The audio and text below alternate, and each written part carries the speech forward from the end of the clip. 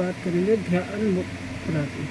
ध्यान मुद्रा हमारे कैसे बनती है, जैसे कि आप इस पिक्चर में देख रहे हैं कि उल्टे हाथ के ऊपर सीधे हाथ को रखने से ये मुद्रा बनती है और इसको बड़े हल्के से रखना है, बहुत दबा के नहीं। और इस मुद्रा को करते हुए अपने सिर, गर्दन और रीढ़ की हड्डी को बिल्कुल सीधा रखना है, यानी कि कमर आपकी बिल्कुल सीधी होनी चाहिए। और आंखें और होठ बंद रखें और अपने इष्ट देव के स्वरूप पर ध्यान लगाएं, मतलब जो भी आप इष्ट देव को मानते हैं उसकी तरफ ध्यान लगाएं। और शरीर में समता रखते हुए कुछ देर के लिए विचार रहित अवस्था में रहने का प्रयास करें। अपने शरीर मतलब अपने माइंड से फालतू की सब बातें निकाल दें और सिर्फ अपने भगवान की तरफ ध्यान लगाएं, अपने इष्ट की तरफ ध्यान दें। इस मुद्रा का कई प्रकार के योग में भी प्रयोग होता है, तो जो योग का करते हैं ये उनको पता है कि ये किस तरह से करें। जो व्यक्ति पद्मासन नहीं कर सकते वो सिंपल मतलब सुखासन, सिंपल जैसे हम बैठते हैं उस तरह से बैठ के भी इस मुद्रा को कर सकते हैं, यानी कि पालती मार के इस आसन को करना है हमने, वैसे नहीं। और सहज ध्यान मुद्रा है ये सहज मतलब ध्यान, आराम से ध्यान रख करने वाली मुद्रा है। और सहज ध्यान मुद्रा को साधारण व्यक्ति अधिक लंबे समय तक सरलता से कर सकता है, मतलब इसके लिए कोई ज़्यादा परेशानी नहीं होती। इस ध्यान मुद्रा के हमें बहुत से लाभ हैं, और वो लाभ क्या हैं? ध्यान मुद्रा यदि हम बाईं हथेली पर दाईं हथेली रखते हुए दोनों अंगूठों के अग्रभाग को परस्पर मिलाएं, जैसे कि आप इस पिक्चर में देख रहे हैं कि दोनों अंगूठे के जो टिप है आपस में टच कर रहे हैं। एक हाथ के ऊपर दूसरा हाथ रखा हुआ है, उल्टे हाथ के ऊपर सीधा हाथ रखा हुआ है और दोनों अंगूठों को आपस में टच किया हुआ है, तो ये हमारी ध्यान मुद्रा बनती है।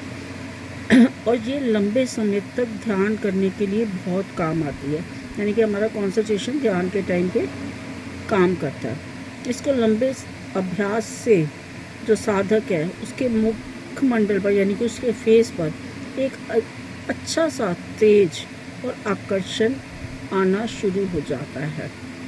ध्यान मुद्रा में यदि हथेलियाँ एक दूसरे पर रखने के बाद दोनों हथेलियाँ ज्ञान मुद्रा की स्थिति में रखी जाएं, तो ध्यान मुद्रा और ज्ञान मुद्रा के दोनों लाभ प्राप्त होते हैं।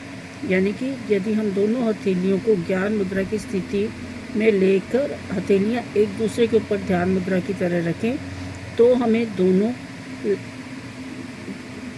मुद्राओं के लाभ मिलते हैं।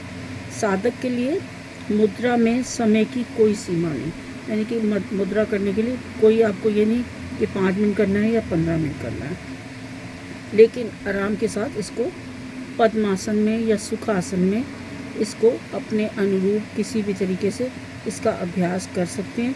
और जो आम व्यक्ति है यानी कि साधारण लोग भी इसको धीरे धीरे बढ़ाते हुए 20 मिनट तक कर सकते हैं। और 20 मिनट से फिर धीरे धीरे यदि कोई बढ़ाना चाहता है तो 20 मिनट से हम इसको 1 घंटे तक भी ला सकते हैं। तो ध्यान मुद्रा करने की अवस्था में सहज मुद्रा कर सकते हैं, यानी कि आराम से बैठ के आप इसको कीजिए। और ये ध्यान मुद्रा जो है इससे मानसिक शांति प्राप्त होती है, हमारा स्नायु मंडल को बल मिलता है। मन की जो चंचलता, हमारा जो मन इधर उधर भटकता है, हम मेडिटेशन में बैठते हैं लेकिन मन भटकता है, वो भी इससे कंट्रोल होता है, यानी कंसंट्रेशन बढ़ता है। सात्विक विचार उत्पन्न होते हैं, यानी कि हमारे जो माइंड में नेगेटिव विचार है, कोई गलत हमारे अंदर फीड हो चुके हैं या हम लोग गलत कुछ सोचते हैं, वो भी हमारे ठीक होते हैं। और प्रभु भजन में ध्यान लगता है, यानी कि प्रभु के पूजा में, प्रभु के नाम लेने में, उसमें भी हमारा ये ध्यान लगता है।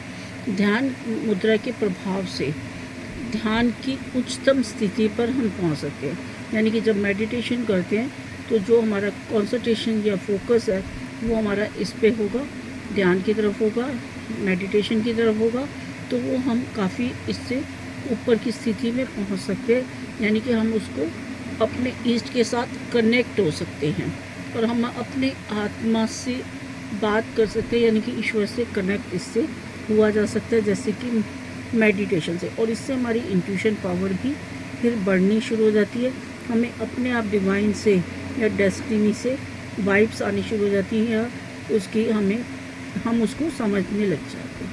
Thank you so much.